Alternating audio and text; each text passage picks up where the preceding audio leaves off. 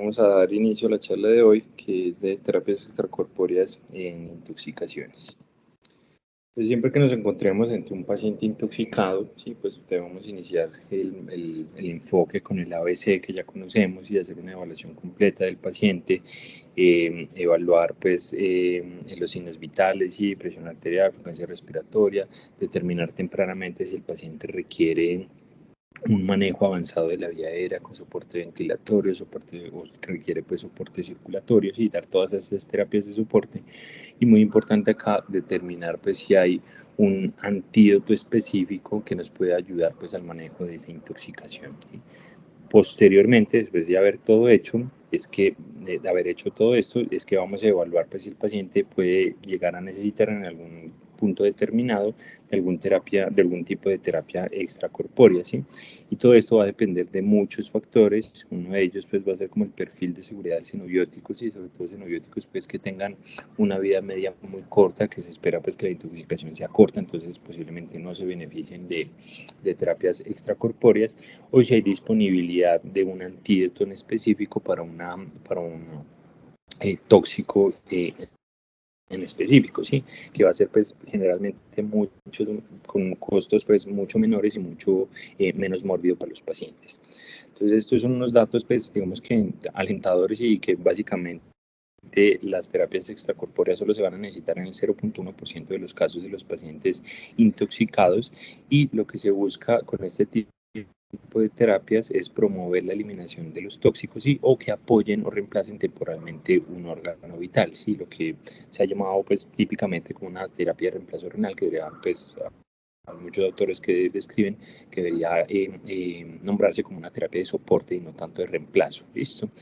Los primeros reportes del uso de este tipo de terapias, en específico pues la hemodiálisis, de 1913, que es pues, este manuscrito que vemos aquí. El de la izquierda es Thomas Graham, a quien se le pues como todo el desarrollo de la diálisis en el siglo XIX, y es el que se conoce pues como el padre de la nefrología. Aquí a mano derecha en este manuscrito, que si vemos acá fue publicado en enero de 1914, donde John y sus colaboradores pues describieron el uso de una extracción de una sustancia en sangre por medio de diálisis, y esto lo hicieron pues en perritos, un perrito intoxicado pues con salicilatos, que fue pues efectiva. Si esto fue en 1913, finales de 1913, se publicó en 1914, y pues es un dato llamativo que siempre pues me pareció curioso, y es que vemos que las terapias, las diálisis pues en sí se empezaron como en estudios de intoxicaciones, y no tanto pues como de lesiones renales agudas o crónicas. Ya posteriormente, en la década de los 20, los 30 y los 40, hay un gran pues, advenimiento de mayor tecnología, mayor conocimiento pues, de este tipo de terapias, y alrededor de 1924 es que se realiza la primera diálisis en humanos. Este otro artículo que tenemos acá a la derecha, que fue publicado en 1948 por Waters y Jokes, ellos pues empezaron a describir un manuscrito donde el uso de un riñón artificial pues tenía aplicación en el tratamiento de una anuria traumática, ¿sí? Y al final pues de este artículo ellos describen esto, sí, en otras aplicaciones pues describen que ellos dializaron a un paciente que se intoxicó, un paciente de 72 años que se intoxicó con aspirina, y el uso de la diálisis pues fue beneficioso para disminuir los niveles sanguíneos de este xenobiótico. ¿Listo? Entonces desde aquí pues como que data la primera diálisis usado en una persona pues intoxicada, y fue con salicilatos, replicando lo que se había hecho pues casi 30 años atrás.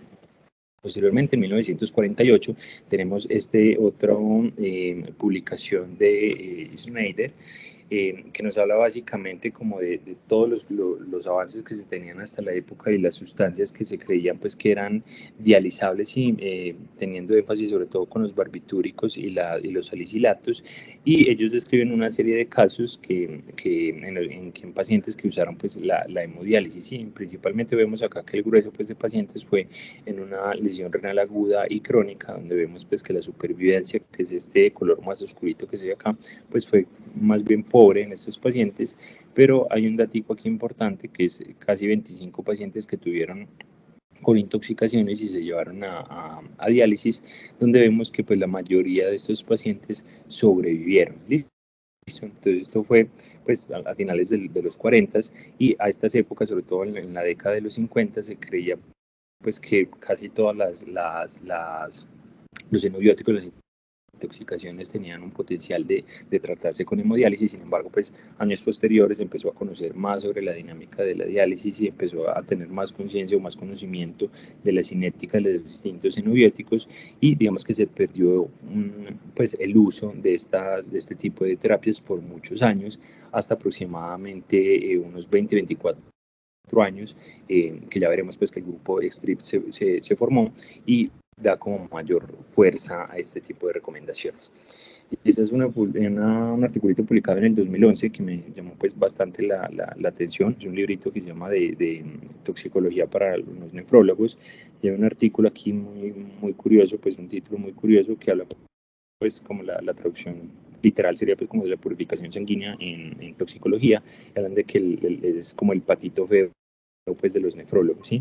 Y aquí comentan pues como más profundidad como toda la historia de eso que les he venido contando de las terapias extracorpóreas en los pacientes intoxicados. Y hablan de que es necesario pues tener como sociedades donde converjan pues tanto toxicólogos como nefrólogos, porque generalmente pues los nefrólogos no van a tener un contacto tan estrecho pues con pacientes intoxicados, y por su otra parte los toxicólogos generalmente bueno que no tengan tanto contacto pues con todas estas terapias y las máquinas pues de diálisis. Ya adentrándonos en el tema, entonces vemos que vamos a tener muchas técnicas o formas de eliminar un xenobiótico. Algunas las podríamos nombrar como las que ocurren dentro del cuerpo intracorpóreas, y ejemplos de estos son por ejemplo el carbón activado o la más llamada pues como diálisis gastrointestinal, que es cuando damos las infusiones de polietilenglicol, pero nos vamos a centrar pues acá en las de la derecha, que son las extracorpóreas. Dentro de las extracorpóreas vamos a tener pues exsanguinotransfusiones, que esto va a ser de mayor utilidad sobre todo en xenobióticos que se unan fuertemente pues a los eritrocitos, y que no es lo más común, se habla sobre todo intoxicaciones por cisplatino, por ejemplo, tacrolimus. La hemodiálisis, que va a ser la principal herramienta que vamos a tener en la mayoría de las intoxicaciones, como hemofiltración, hemoperfusión, terapias de soporte renal y la plasmaféresis. Y aquí a mano derecha podemos ver cómo al pasar de los años pues ha habido pues como una mayor publicación, su mayor uso y experiencia con el uso de la hemodiálisis, y vemos que a 2015 todos los casos de intoxicación que se llevaron a hemodiálisis.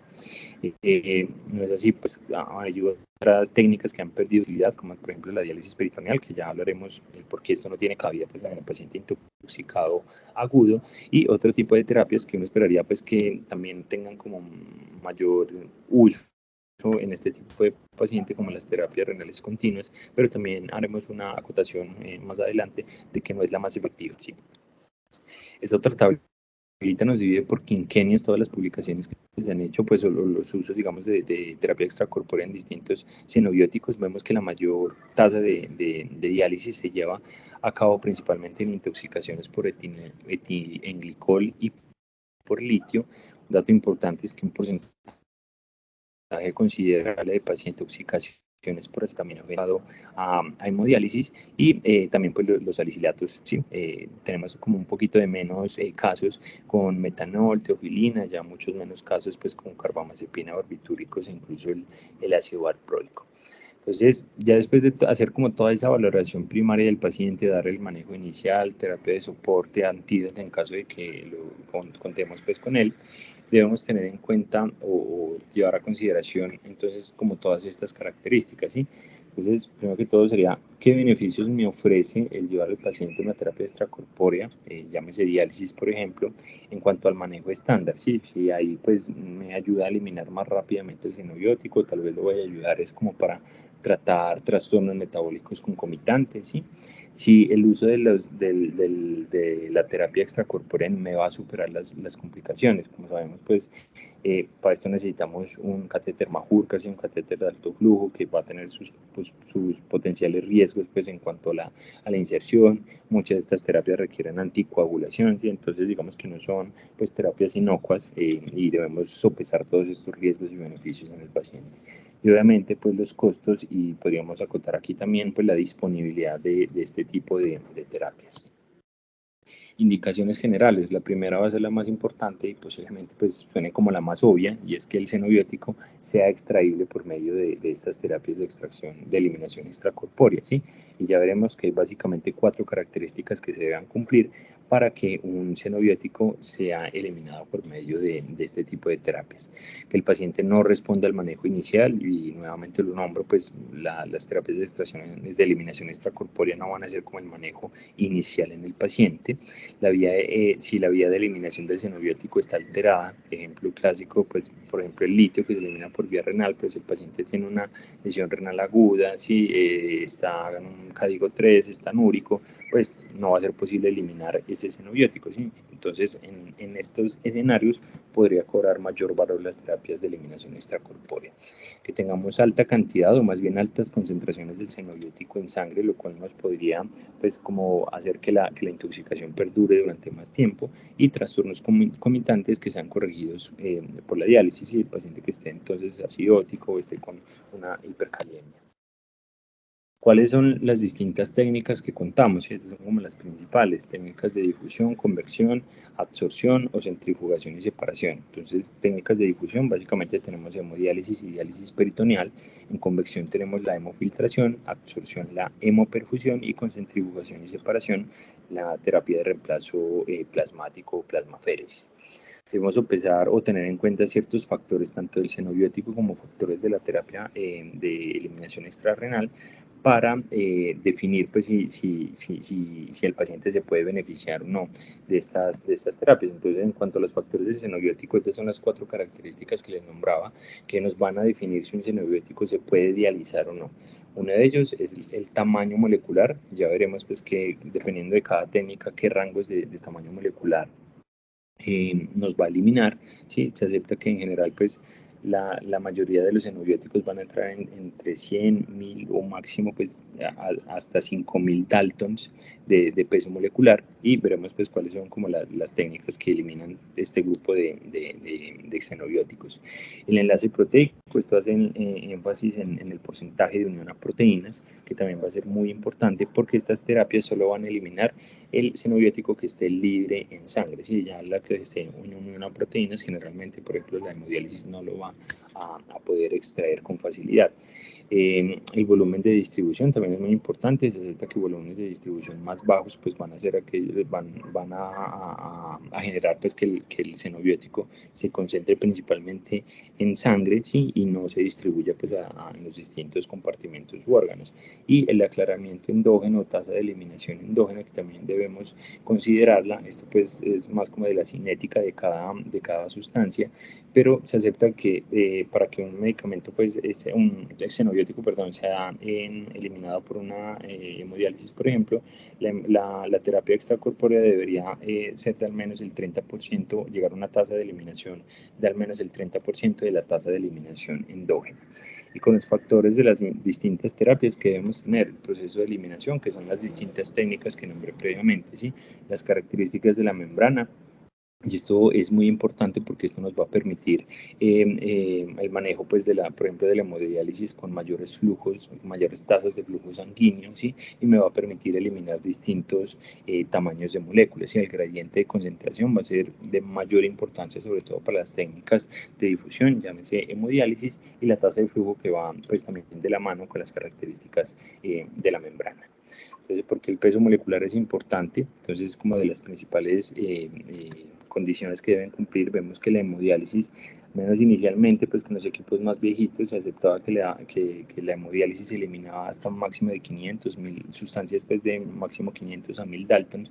Sin embargo, hoy con los nuevos filtros y con los filtros de alta eficiencia, se acepta que se puede eliminar por medio de esta técnica hasta moléculas que pueden pesar 10.000 Daltons. La hemofiltración tiene como menor limitación en cuanto al tamaño molecular, y puede eliminar hasta 40.000 moléculas de hasta 40.000 Daltons. La hemoperfusión es como un intermedio entre los dos, ¿sí? Entre 5.000 a 10.000 Daltons. Eso ya veremos que tiene un beneficio, sobre todo en xenobióticos que tengan un mayor porcentaje de unión a proteínas. Las llamadas diálisis hepáticas, que son las terapias de soporte hepático, diálisis con con albúmina, como el MARS y el SPAD, nos van a eliminar moléculas de hasta 60.000 Daltons.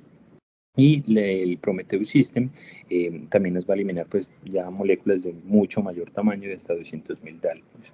El recambio plasmático, plasmaféresis, tiene como esta cualidad de que nos va a eliminar pues moléculas que son demasiado grandes, y hasta 1.000.000, otros hablan de 1.300.000 Daltons, y esto básicamente va a ser de mayor utilidad en el ámbito pues de la intoxicación, cuando tenemos intoxicados por autoanticuerpos y por anticuerpos, perdón. Por ejemplo, pues el rituximab. Lo que hablamos ahorita, unión a proteínas, cuando tenemos un xenobiótico en sangre, recordar pues que la proteína más abundante en el cuerpo va a ser la albúmina, y es la que principalmente se encarga del transporte a nivel intravascular.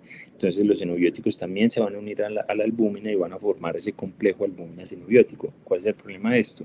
Que van a tener un peso molecular muy grande, ¿sí? Y que en general va a ser mayor a 67.000 Daltons. Entonces, recordamos los datos previos, pues cada tipo de terapia se puede ver limitada cuando ya se forman estos complejos de albúmina xenobiótico.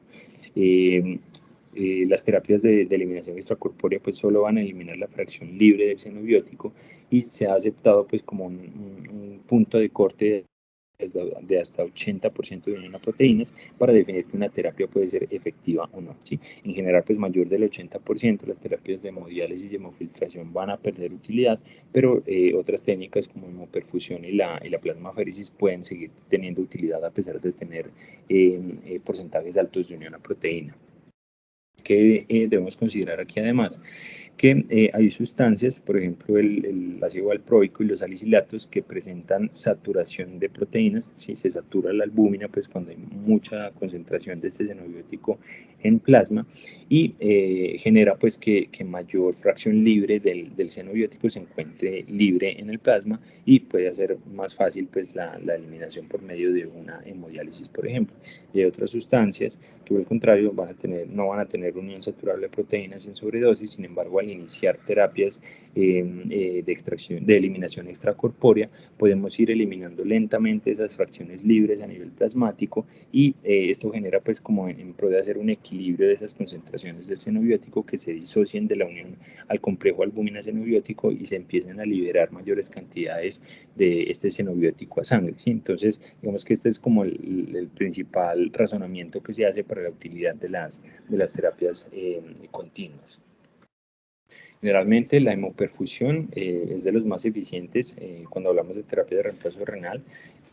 El punto de corte va a ir hasta 90, otros hablan de hasta 95% sí, de unión a proteínas, y ya veremos por qué se genera esto, ¿sí? La terapia MARS y el SPAD hacen una eliminación indirecta, son básicamente como diálisis con albúmina. Entonces esa albúmina libre del dializado compite directamente con ese complejo del xenobiótico en albúmina, y puede hacer que eso se disocie y el xenobiótico pues se una o se pegue pues de la albúmina del dializado. El Prometheus pues no se va a ver limitado con el porcentaje de unión a proteínas, porque básicamente vamos a eliminar todo el complejo de albúmina xenobiótico, al igual pues que el recambio plasmático por las tasas por los diferentes rangos pues de tamaños moleculares que eliminan.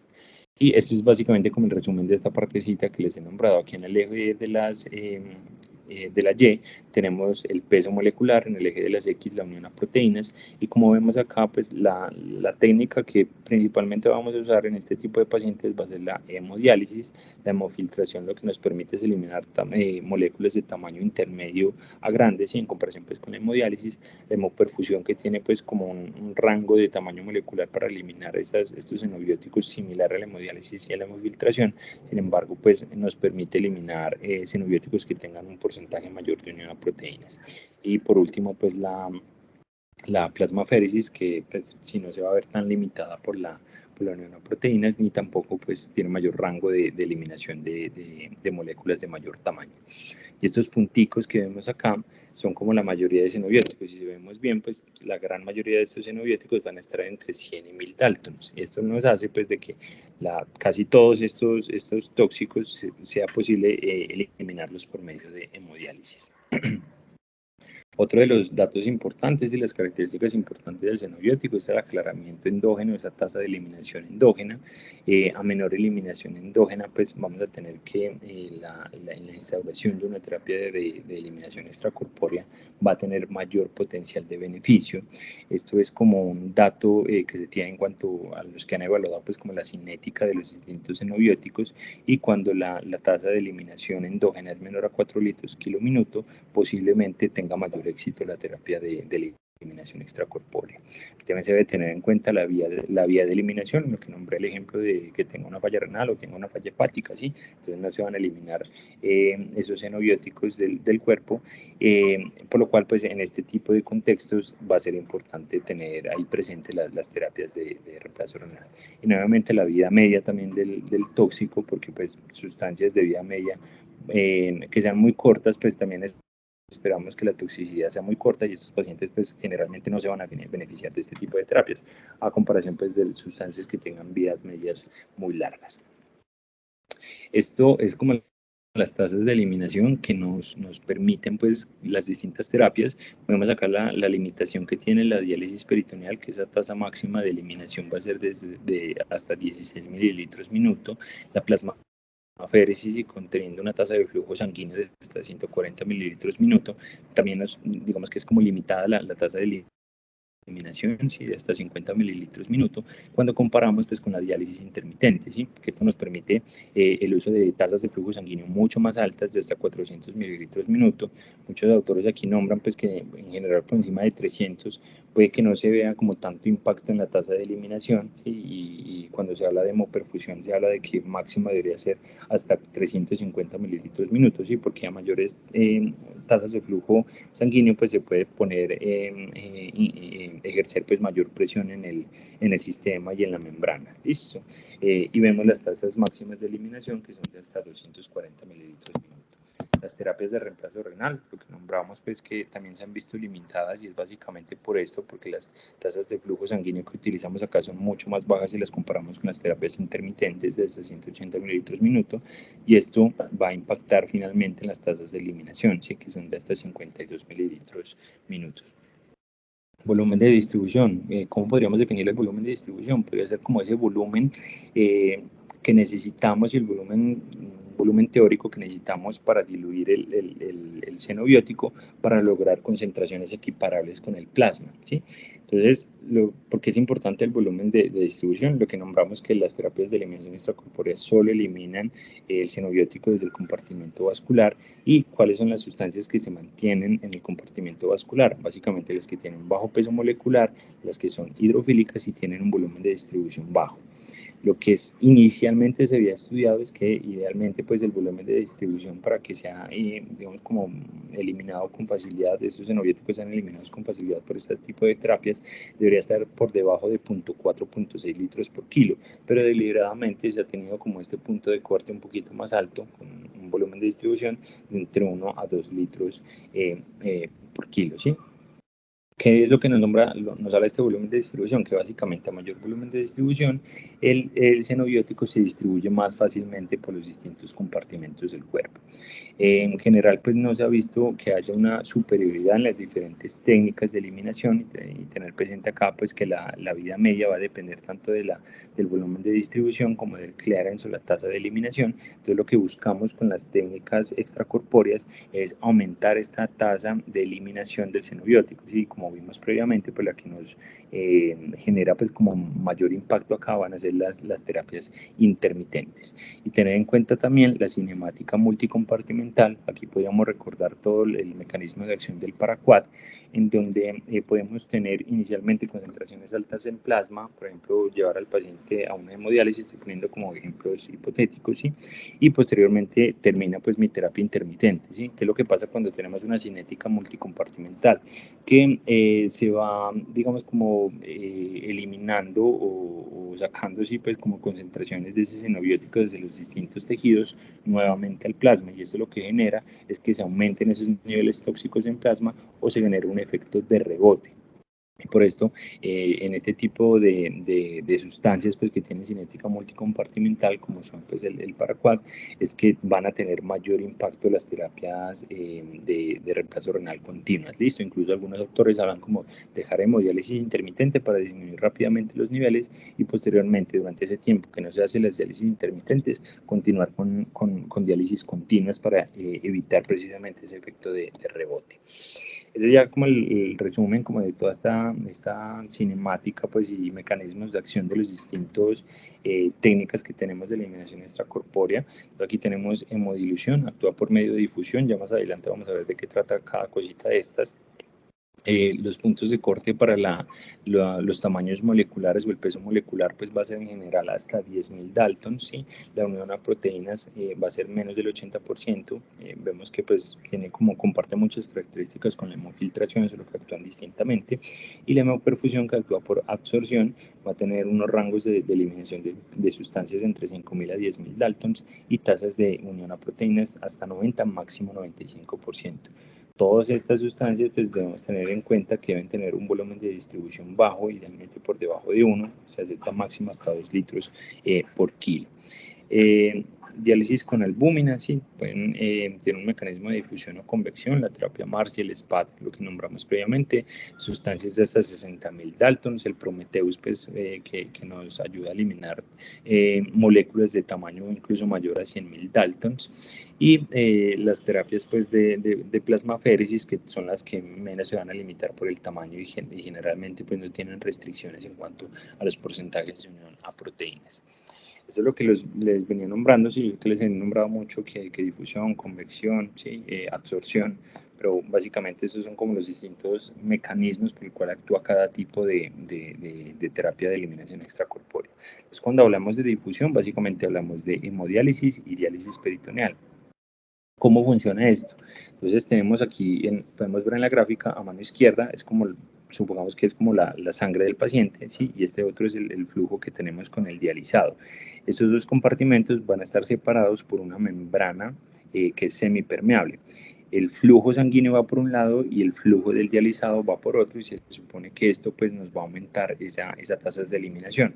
Entonces, ¿cómo funciona esto? Básicamente lo que se genera pues, o el paso, la transferencia entre los dos compartimentos se va a producir por medio de gradientes de concentración. ¿Listo? Entonces, a mayor concentración de un xenobiótico en sangre, cuando lo metemos al paciente en hemodiálisis, posiblemente pues, tenga mayor efectividad que cuando tenemos concentraciones bajas. ¿Listo? Peso molecular, ya hablamos de esto, menos de 10.000, y una de proteínas, menos del 80%. ¿Qué características nos influyen en la eliminación de estos solutos? Básicamente la magnitud del gradiente de concentración, lo que hablé previamente, ¿sí? A mayor concentración, pues más fácil que ese gradiente de concentración pues juega a favor del paciente y se puede eliminar mayor xenobiótico, la duración de las terapias y la composición del filtro. Lo que hablan acá es que se debería tener una relación entre las tasas de flujo dializable y tasas de flujo sanguíneo, idealmente pues mayores a 2.5, y podemos jugar como con estas tasas de flujo. Y las tasas de flujo sanguíneos, cuando los aumentamos, pues nos ayudan a eliminar más fácilmente moléculas de tamaño intermedio, y lo que nombramos previamente en general no excede los 400 mililitros minutos esa tasa de flujo, porque nos pone pues como nos ejerce mayor presión pues en el circuito. Y el aumento de las tasas de flujo del dializado puede aumentar la depuración de moléculas pequeñas. Esa dirección contracorriente, lo que nombramos, es que mejora las tasas de eliminación entre un 20 y 30%, van a ser más efectivas, y las moléculas de mayor peso molecular van a ser más fácilmente eliminadas por membranas de alto flujo, y precisamente estas membranas de alto flujo son las que nos permiten eliminar esas moléculas de hasta 10.000 Daltons. ¿Cuáles son las ventajas de esto? Es que tenemos más disponibilidad de las máquinas de hemodiálisis, y en general pues van a ser terapias menos costosas si las comparamos con las terapias continuas. También tiene un plus de que puede permitirnos el tratamiento de trastornos metabólicos concomitantes. El paciente está acidótico, si está con trastornos electrolíticos, y la capacidad pues de eliminar muchas sustancias. Una gráfica que vimos pues que la mayoría de las sustancias de los xenobióticos que se han asociado a intoxicaciones van a ser eliminados por medio de hemodiálisis. Diálisis peritoneal no tiene uso básicamente en el paciente intoxicado agudo. Aquí el que nos va a funcionar como esa membrana de dializado pues va a ser el peritoneo, ¿sí? Y debemos tener en cuenta pues que ese xenobiótico debe cumplir todas esas características nombradas previamente, que sea soluble en agua, de bajo peso molecular, idealmente sin unión a proteínas y con un bajo volumen de distribución. Entonces la tasa de la eliminación va a depender también de varios factores. Entonces el número de intercambios que hagamos en el día, el tiempo que dejemos ese dializado a nivel intraabdominal, la superficie de peritoneo sano que tengamos, que eso, vuelvo y lo nombro, es lo que nos va a funcionar acá como membrana y permite esa difusión por gradiente de concentraciones, y el peso molecular de la sustancia, ¿sí? Esta es una terapia pues muy lenta, y vuelvo y lo nombro, pues no va a tener como cabida o indicación en un paciente con una intoxicación aguda.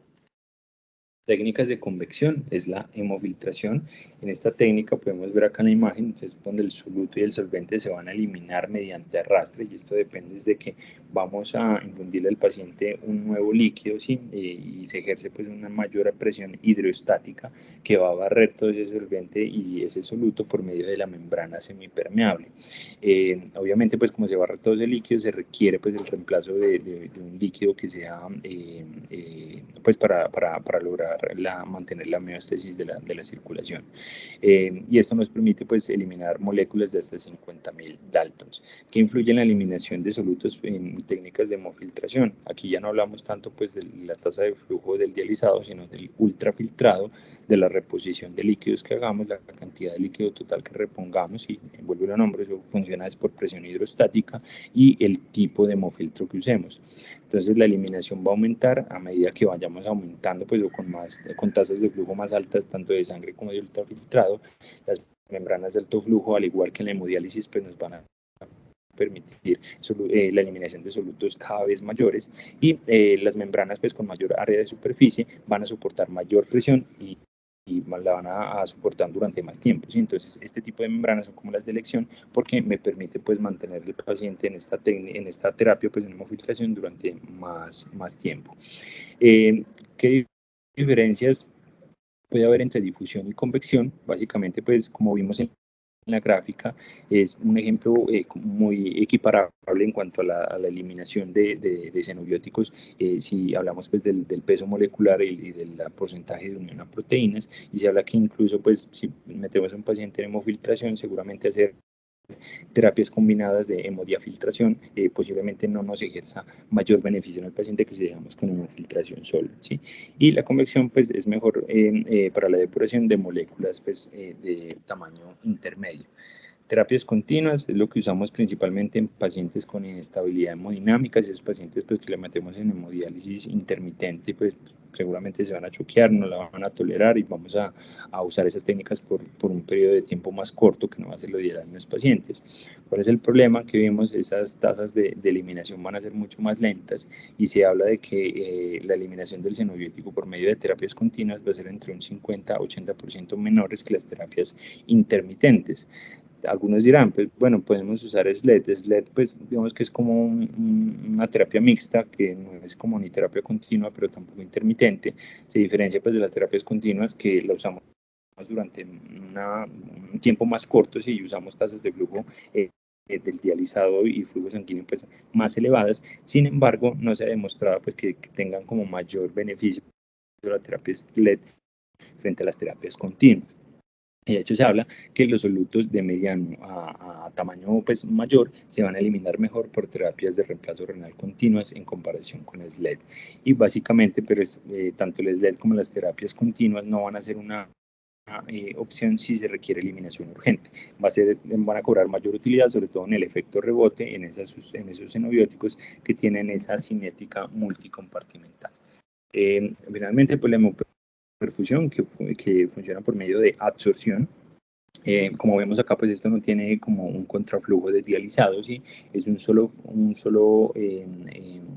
circuito donde va a fluir toda la sangre del paciente, y ese circuito va a tener un cartucho que puede ser de resina o de carbón activado. en intoxicaciones, pues lo ideal es que sea un carbono activado, y esto lo que va a actuar es por medio de absorción de ese xenobiótico y lo atrapa en el filtro, ¿sí? Y va eliminando así pues va disminuyendo pues las concentraciones del xenobiótico en sangre. ¿Cuáles son las desventajas? Que va a tener un menor efecto que los métodos de convección y difusión, ¿sí? Sobre todo con esas terapias intermitentes, pues va a tener menor tasa de eliminación, que requiere mayor anticoagulación, por lo cual podría ser más mórbido para los pacientes, y se debe limitar el flujo sanguíneo también hasta máximo 350 mililitros minuto, porque se conlleva mayor riesgo pues, de generar hemodiálisis. ¿Cuál es otro problema? Que ese cartucho de carbono activado, sí, o de resina cuando se use, pues no van a ser como tan específicos para el xenobiótico, sino que pueden absorber también otro tipo de sustancias, ¿sí? Se pueden quedar ahí plaquetas, glóbulos blancos, calcio y glucosa, por lo cual el paciente también puede requerir pues, mayor monitoreo. Son terapias mucho más costosas, de hecho se habla que un filtro de carbono activado vale 10 veces más que un filtro pues, normal utilizado en una hemodiálisis intermitente, y el problema de esto es que se ha demostrado que la mayor absorción se va a presentar durante la primera hora de iniciada la terapia, por lo cual se recomienda pues, recambios continuos, incluso cada 2 horas de los cartuchos pues, de carbono activado. Y esto hace pues, que sean terapias extremadamente costosas. Realmente ya el intercambio plasmático, que funciona por medio de centrifugación, aquí básicamente pues, se centrifuga y se separan las distintas sustancias por medio de gravedad. El volumen total, pues depende mucho del volumen total de plasma intercambiado por sesión, y el Colegio Americano de Aféresis pues recomienda que en pacientes intoxicados se reponga entre 1 a 2 veces el volumen total plasmático por cada sesión de plasmaféresis, ¿sí? Ventajas es que no se ve tan limitado por la unión a proteínas ni por el tamaño molecular del xenobiótico, y va a tener, pues, es una de las desventajas, menor capacidad de eliminación comparada con hemodiálisis intermitente, la hemofiltración e incluso la hemoperfusión, y estos se dejan, pues, como dije, principalmente, sobre todo para sus moléculas pues, muy grandes, como por ejemplo, sustancias con rituximab. Ese ya es como el algoritmo diagnóstico que nos va a orientar en el uso de estas terapias. Lo que nos habla aquí primero es evaluar riesgos, evaluar beneficios, evaluar los costos. Básicamente, si los riesgos superan los beneficios y es terapias muy costosas, pues el paciente no se van a beneficiar de este tipo de terapias. Segundo, que debemos evaluar si hay una alternativa al tratamiento, una terapia extracorpórea, principalmente pues los antídotos, ¿sí? Entonces, si tenemos una intoxicación por acetaminofén, veremos que el acetaminofén de hecho cumple con esas características para ser un medicamento dializable, sí, pero no toda intoxicación de acetaminofén lo vamos a meter en una hemodiálisis. Lo que tenemos es acetilcisteína, que es el antídoto. Entonces, obviamente, vamos a iniciar esa terapia que es mucho más económica, mucho más pues, disponible, está disponible hasta en un primer nivel, sí, es mucho más fácil que tengamos disponibilidad de una N-acetilcisteína, una máquina de hemodiálisis. Listo. Entonces, tenemos un antídoto, pues no vamos a hacer uso de la terapia extracorpórea. Y finalmente, pues evaluar como toda esa cinética de los xenobióticos, si tienen un volumen de distribución alto, por encima de 1 a 2 litros por kilo, la eliminación endógena es mayor a 4 kilos por minuto, pues tampoco se va a beneficiar de una terapia extracorpórea. Y así no se cumple pues como ninguno de estos criterios, lo que debemos evaluar es la unión a proteínas de ese xenobiótico. Si son porcentajes de unión por encima del 90-95%, posiblemente la única terapia que nos vaya a servir acá es la plasmaféresis. Si tiene porcentajes de unión a proteína entre el 80, 90, máximo 95%, posiblemente nos sirva la hemoperfusión, y cuando tengamos uniones a proteínas menor al 80%, lo que debemos evaluar acá es el peso molecular, ¿sí? Menos de 10.000 Daltons, hemodiálisis o con filtros de alta eficiencia, entre 10.000 a 50.000 Daltons el uso de hemofiltración, y por encima de 50.000 Daltons ya nos quedamos nuevamente con la plasmaféresis. Y entonces esto es lo que les nombraba al inicio, que es el grupo XTRIP, que eso se reunieron en el 2010-2011, más o menos, se reunieron pues como un grupo de expertos para intentar evaluar como toda la evidencia disponible y hacer recomendaciones basadas en esa evidencia, pero se dieron cuenta pues como en muchas cosas de toxicología que no hay muchos ensayos clínicos pues o metaanálisis, y que es lo esperado pues como para hacer mejores niveles de recomendaciones.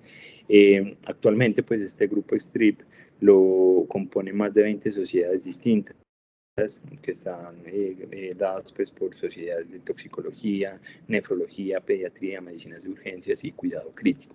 Ellos también tienen ahí en el grupo de trabajo pues, expertos en farmacología que les evalúan como todos esos perfiles farmacocinéticos de los distintos xenobióticos y cómo actúan pues, las distintas terapias extracorpóreas en la eliminación de estos xenobióticos. Todos los trabajos de ellos, pues básicamente se van a resumir en esta tablita de acá, ¿sí? Ellos hacen como recomendaciones en contra, recomendaciones neutrales, donde sugieren y la recomiendan, ¿listo? Básicamente hacen recomendaciones en contra con el uso de terapias extracorpóreas, con intoxicaciones con digoxina o antidepresivos tricíclicos, una recomendación neutral, aunque esto va más como hacia el contra, ¿sí? Con fenitoína, se sugiere en ciertos contextos en intoxicaciones por acetaminofén y carbamazepina, y la evidencia como un poquito mayor va a estar en pro a las intoxicaciones por barbitúricos, litio, metanol, metformina, salicilatos, talio, teofilina y el valproato. Y también hacen unas recomendaciones dependiendo pues, de las distintas sustancias de los distintos xenobióticos de cuándo se va a suspender esa terapia de eliminación extracorpórea.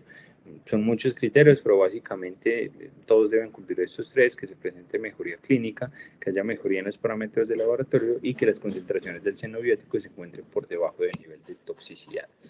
Aquí hay una lista pues larguísima de intoxicaciones por distintos medicamentos. Aquí simplemente quería hacerles mención del paraquat, ¿sí? Que la técnica de eliminación ideal pues va a ser la hemoperfusión por ese cartucho pues, con carbón activado, ¿listo? Por ese cartucho de carbón activado. Y acá lo que recomiendan pues es también hacer unas terapias pues, repetidas o incluso terapia continua en este tipo de intoxicaciones por esa cinemática multicompartimental que tiene el paraquat. Ellos tienen muchísimas guías, no me voy a centrar mucho o a leer pues, cada recomendación por recomendación, sino es más bien como para que las conozcan.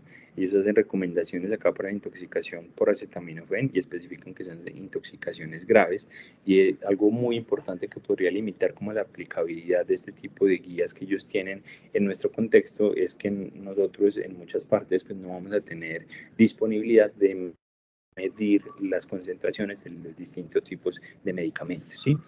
Pero ya acá recomiendan pues paracetaminofen, básicamente pues con concentraciones muy elevadas, por encima de 1000 miligramos por decilitro, y que no tengamos disponibilidad de N-acetilcisteína, o pacientes que tengan alteración del estado mental, acidosis metabólica, hiperlactatemia, concentraciones por encima de 700 y no disponibilidad de N-acetilcisteína, ¿listo?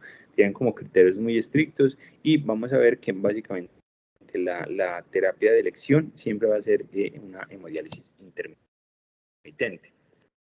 Para carbamazepina también, intoxicaciones severas, en pacientes que tengan convulsiones refractarias al tratamiento, que tengan arritmias que comprometan la vida, sí, que estén comatosos, que tengan depresión respiratoria y requerimiento pues, de intubación y ventilación mecánica, o que la intoxicación pues, persista o los niveles sigan aumentando a pesar de las dosis múltiples de carbón activado.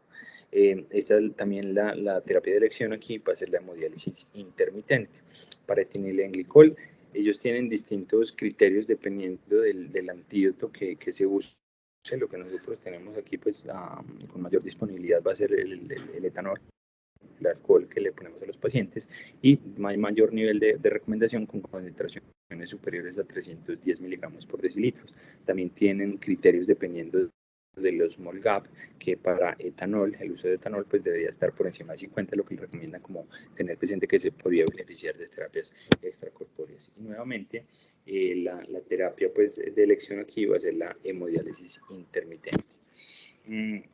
Intoxicaciones para metanol, también con intoxicaciones severas, pacientes comatosos, que tengan convulsiones, que tengan déficit visual, acidosis metabólica, un anion gap por encima de 24, y asociada pues, a los niveles de metanol con el uso de etanol, pues ya usamos como el antídoto, que estén por encima de 600 miligramos por litro. Nuevamente la terapia de elección aquí va a ser hemodiálisis intermitente. Litio, que va a depender de las concentraciones y si el paciente tiene o no compromiso de la función renal, si el paciente tiene una lesión renal aguda y concentraciones de litio por encima de 4, o si no tiene lesión renal aguda, concentraciones de litio mayor a 5, serían como indicaciones de hemodiálisis en estos pacientes. Y también la terapia de elección acá va a ser la hemodiálisis intermitente. Para los salicilatos, vemos acá que como en todas estas sustancias, pues va a depender de los niveles. Salicilatos con concentraciones no más de 100 miligramos por decilitro o más de 90 si hay disfunción renal o que el paciente presente alteraciones del estado mental o una hipoxemia que requiera pues suplemento de oxígeno. Listo. Modalidad de elección aquí, hemodiálisis intermitente. Y para el valproato, también pues dependiendo de las concentraciones, si son más de 1300 miligramos por decilitro, el paciente tiene un estado de shock o edema cerebral. Bueno, terapia de elección, hemodiálisis intermitente. Entonces si vemos bien acá, pues la hemodiálisis intermitente va a ser como el arsenal de terapias de eliminación extracorpórea que vamos a tener pues a mano en estos pacientes y pues obviamente es la más económica, ojalá realizarla de manera intermitente. Y eso pues es como les dejo acá la página del grupo Extrip, ¿sí? Ellos tienen acá unas guías que han publicado pues en los distintos años desde el 2011 hasta la última que es como el del 2023, dependiendo de todas esas publicaciones pues, que han encontrado en la literatura. ¿Sí? Son más de 20 guías, lo que les digo, pues yo creo que el objetivo de la charla no era hablarles pues como de medicamento por medicamento, pero saber pues como en cuáles cuáles intoxicaciones por ciertos medicamentos la hemodiálisis tiene un poco más de evidencia o nos va a ofrecer mayor beneficio en los pacientes. ¿Sí? Entonces todas estas guías pues las pueden encontrar ahí en la página del Strip. Entonces, pues, eso era lo que tenía. Y quedo atento, pues, a sus comentarios. Ok, Juan Carlos, muchas gracias. Una muy buena charla, un muy buen abordaje desde el punto de vista fisiológico y terapéutico para el tratamiento de este tipo de medicamentos que nos generan intoxicación, que son potencialmente dializables, ¿sí? Realmente, pues en nuestro medio, ustedes ya lo han visto, que acá en Manizales, pues no es que tengamos una frecuencia muy significativa de este tipo de intoxicaciones y mucho menos pues que sean dializables. Entonces realmente en nuestra experiencia pues no hay como muchos datos.